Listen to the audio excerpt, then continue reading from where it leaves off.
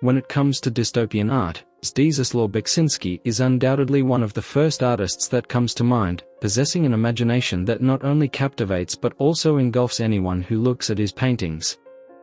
But what secrets lie behind these extraordinary artworks? This artist, who always kept painting at the center of his life and made concepts like fear, anxiety, death, and annihilation the main themes of his works, is unquestionably one of the painters who can answer the question, how mesmerizing can a painting be? Let's embark on a journey towards Zdzisław Beksiński's extraordinary paintings, often referred to as cursed and capturing attention with every detail. We don't have much information about Zdzisław Beksiński's childhood, as he was born in 1929 in the city of Sanok, Poland.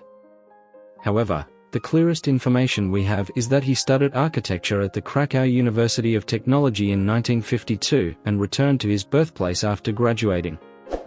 In Sanok, Zdzisław worked as a bus designer and construction site manager, but he was quite unhappy with these occupations.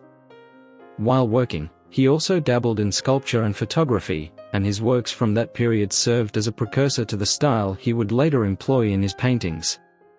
In the early 1960s, Zdzisław decided to focus more on painting rather than photography and started a job where he made adjustments to his photographs. He didn't have anyone he considered an inspiration, and he hadn't received any formal training in painting before starting this endeavor. However, he had a great interest in music since childhood, and while working, he listened to rock and classical music. As he was greatly influenced by this music, his paintings began to take shape under its influence. Zdzisław Beksiński, who reached a level of skill and success that could be attributed to him as an accomplished artist with his impressive works, found a place for himself through concepts such as terror, fear, annihilation, and anxiety. He referred to the period of his paintings until the mid-1980s as fantastic and believed that his paintings had no specific meaning. The reason his works were untitled was precisely because of this belief. He believed that this allowed viewers to make their own interpretations of his paintings. Zdzisław's works, which stood before us as if they had emerged from hell, seemed to transport viewers to the realm of dreams. The painter, who aimed to delve into the depths of the dream world, expressed that he tried to capture the photographs of dreams in his paintings. These extraordinary works often revealed images that we usually flee from or hide within ourselves. Furthermore, he did not act according to the approval of critics or fans in his works. The painter was inclined to depict things as they came from within him, rather than following the popularity of the art world during that period. This freedom he allowed himself made it difficult for his works to be accepted by the art circles, but nevertheless, he began to gain recognition in the 1980s. In addition to his fame, Piotr Dmytkowski played a significant role.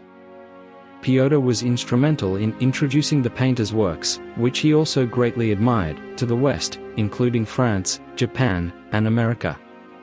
So what drove the artist to create such fear and horror-filled paintings? Zdzisław's life was filled with tragedies, and in 1977, he moved to Warsaw with his wife Zofia and his son Tomasz. Exactly 21 years later, his wife passed away due to cancer, and his son was a famous radio program host at a renowned location.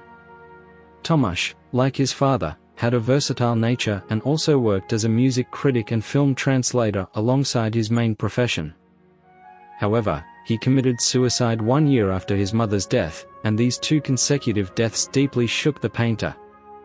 According to his close circle, Zdzisław Beksiński had a lively and humorous personality, contrary to the dominant themes in his paintings.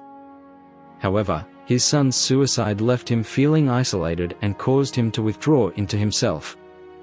He did not enjoy crowds and even stopped attending his own exhibitions. The painter continued to create art until his death and never gave up on his passion.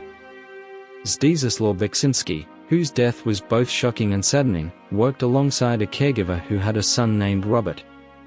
According to reports, 19-year-old Robert had asked the painter for a $100 loan, but Zdzisław refused to give it to him. In response to the rejection of this offer, the caregiver's son stabbed the famous painter multiple times and ended his life. The artist passed away on February 21, 2015, and Robert, who was apprehended at the scene, was arrested and sentenced to 25 years in prison. After Zdzisław Beksiński's death, the paintings he left behind fascinated numerous artists and served as a source of inspiration for them. For instance, it is possible to encounter traces of this artist in horror films such as Parasomnia, 2008, and The Empty Man, 2020. Furthermore, the influence of this renowned painter can be seen in various places, ranging from horror games like Scorn and The Medium to album covers of music groups like Andiesta and Samsara Blues Experiment.